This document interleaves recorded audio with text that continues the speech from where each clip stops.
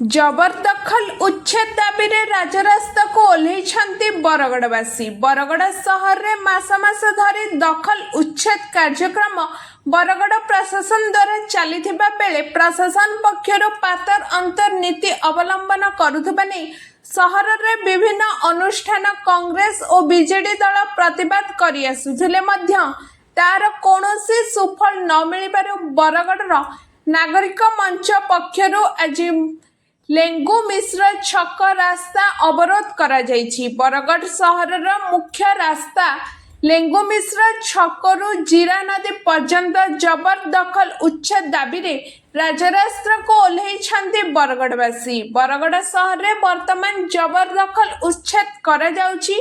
तेबे बरगड़ सहर मुख्य रास्ता लेंगु मिश्र छकरु जीरा नदी पर्यंत रास्ता आज पर्यंत प्रशासन भांगी पारिला नाही, जहाकु नहीं लोके राजरास्ता को ओह्लैछन्ति।